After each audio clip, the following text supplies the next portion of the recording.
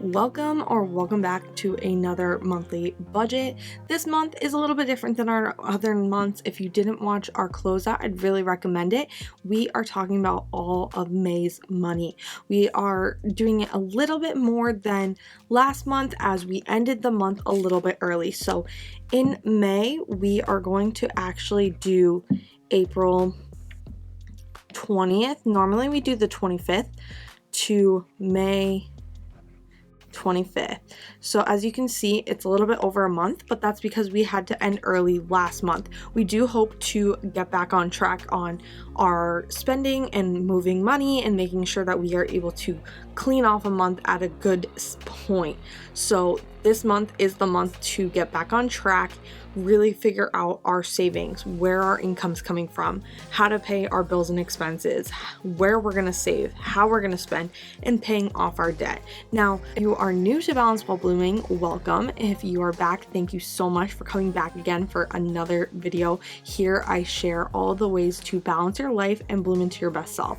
What does that mean? You are balancing all areas of your life, from home to family to your work to your passions, your wants, your needs, figuring out how to balance all those areas and get what you want out of life while balancing your priorities. Then becoming your best self, blooming, and really taking the steps necessary to have the confidence, understand how to make a routine, how to hold yourself accountable, how to really step into your power is how you're going to bloom into your best self and make your dreams a reality. That is the goal here. So a big area of that is figuring out your finances, figuring out your time, figuring out who you want to be. Money is something that some people feel very uncomfortable talking about, but I want to make it very simple. You take your income, you take in any extra money you make, really figuring out that, and then bills and expenses. What are non-negotiables? What can you get rid of? Of course, we can get rid of subscriptions. We could get rid of some luxuries here and there, or internet, right? When you have to cut back. And then maybe you don't have a spending fund. Maybe it is a very tight month, or you have a sinking fund and you're not able to sink in for your debt, for your home, for your emergency fund, any of that. Then your debt is anything other than your mortgage. So that is student loans, credit card debt, cars, anything that you have set a loan or debt towards is going to be here. Luckily, we have one debt and one thing in collections from the past that we are working on saving for. So you will see that there will be a section in our sinking fund for debt. It's only because we do need to pay it off in one lump sum. So that's kind of a breakdown for us. Let's jump into our budget and see where we're going. We are a family of 3 who houses a family of 6. So really put that into consideration when you are looking at our expenses and how we handle our money. And then also understand that we are in a very good situation. We have our emergency fund already. We are still going to spend to still have the luxuries of life, but we are also saving for those debts. So don't compare your journey to my journey. We are all individuals, but I will show you our breakdown. We go to a zero-based budget and we low ball our income and high ball everywhere else to make sure that we are able to stay within our means. Jumping right into our income, my husband gets paid weekly. I get paid bi-weekly. He does have an extra paycheck because of us closing early, so he will have a 5th paycheck. And we lowball him at $350. He is paid hourly, so depending on the month, this is like the worst time of the year is $350.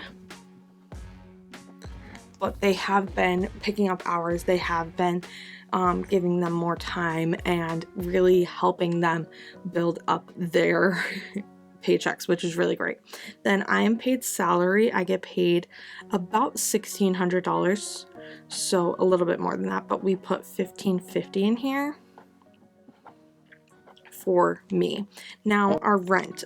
If you've watched in the past, we typically have $1,400 worth of rent, but we are only going to be taking it from our full-time tenant in our budget and really figure out when our month-to-month people that we can still pay our rent. So of course we are always going to have more rent come in because we do have other tenants, but our full-time tenant is my mother-in-law and she only pays this much. That's okay, we are not complaining, but we do typically get rent from our other tenants. We are just trying to really budget that we would be able to and really save all of their extra because we are saving a lot. Then I do have a work reimbursement.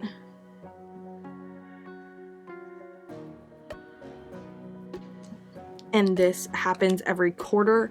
And then rollover, as I said, look at last month, you will see our rollover. We decided to take only $450. It was like $460, but $450 from that amount. And for my work reimbursement, I believe it's going to be $350. It might be a little bit more than that. So this is great. This is a bonus this month. So let's figure out what our income's going to be, and whatever your income total is, understand when you are zero-based budgeting that your bills and expenses, your debt, and everything that you put in your sinking and spending funds needs to add up to that number. So you are dispersing your income across all the categories to get zero as your total to still have and budget. So let's add these up.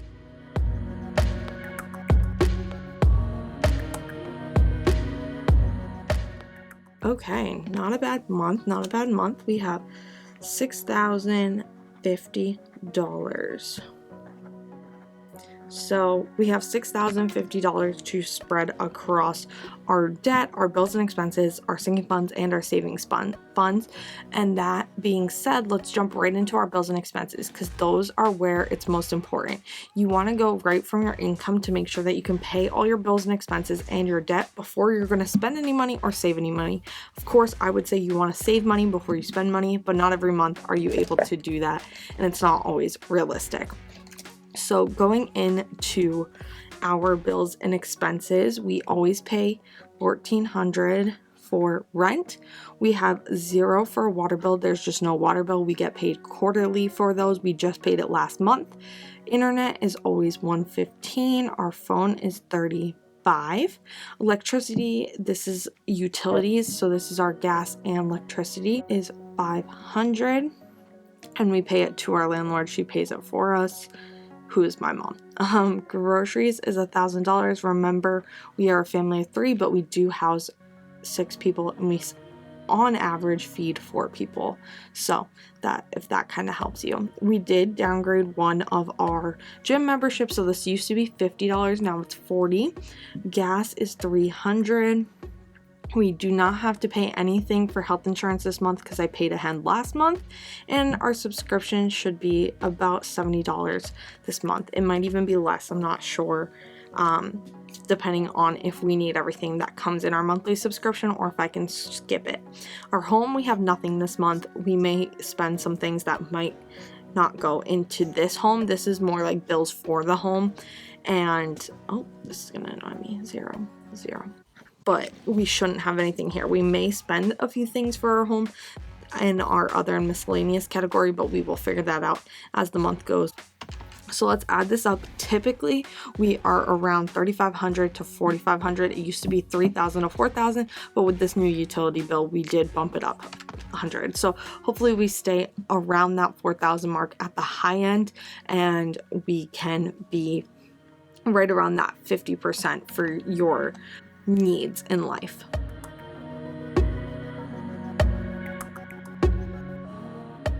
Perfect. So $3,460. That is great. We are about 50%. A little bit more, 57% right now. This is 57%.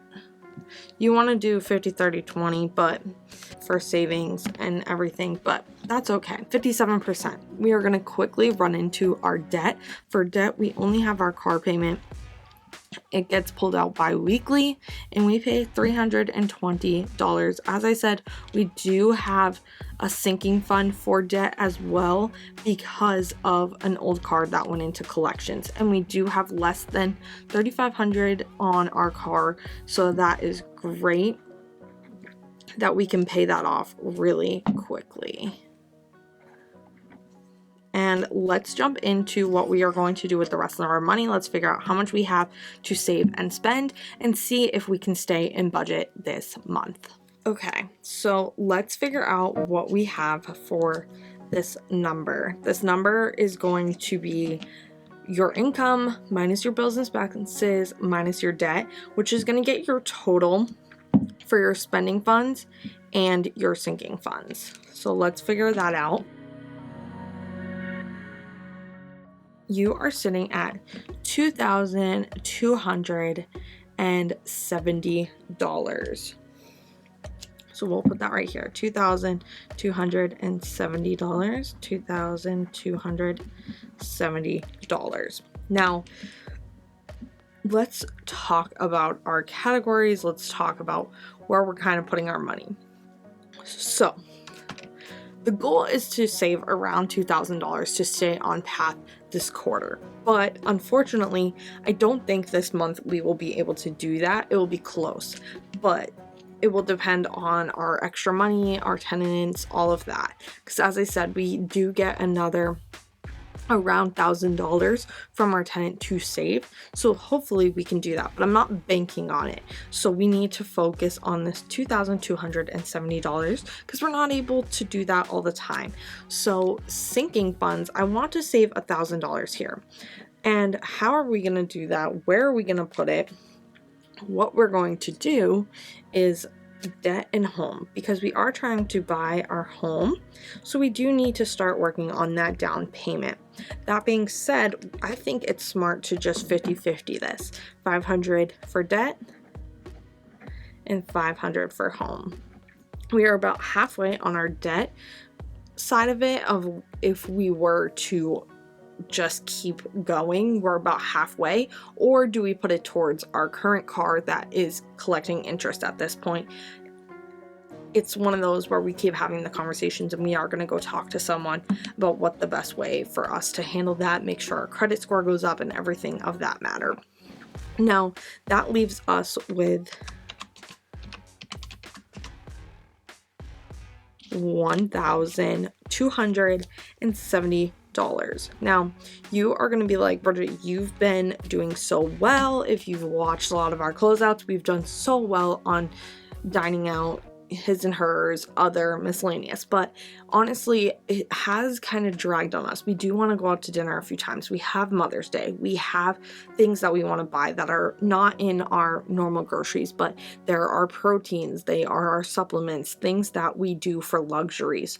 We want to do some fam things, we want to fix our fish tank. There are things that we just need to do that I know is going to add up this bill. Do I hope to hit this amount? No, but I do think it's realistic this month to come to reality that we haven't really been traveling. We haven't been spending our money crazy. So really figuring out where we can figure out that balance is really good. So his, hers, dine out,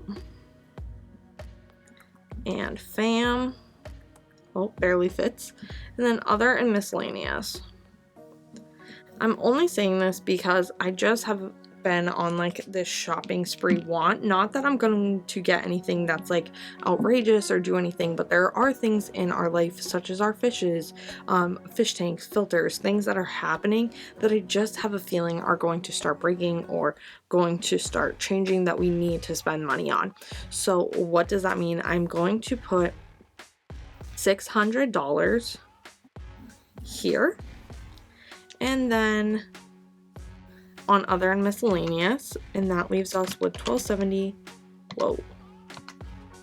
minus 600 at $670 for dine out, his, her, all of that. So this will round us out to our $2,270. And let's just quickly make sure that we are down to zero by taking your income minus your bills and expenses minus your debt and then your sinking and savings funds, and that brings you big zero. So that zero brings you to no more money to spend, no more money to disperse and everything is going to a home.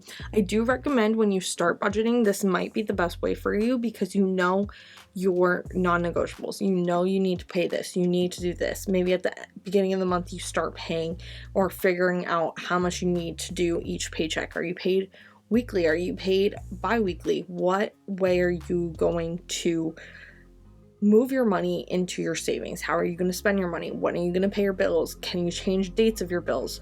What debt do you need to focus on? Are you going to do the snowball? Are you going to do the avalanche method? Like, what way is it going to work best for you to do your financial situation? And of course, keep balancing every area of your life. Money is just one area of that. And then bloom into the person you want to become. Who do you want to become? What activities do you want to do? And how are you going to take the actions to get there? Don't forget to really be proud of yourself wherever you are in your journey. And today can be your day one for your budget. Don't compare yourself to me. And I will see you guys soon. Bye, guys.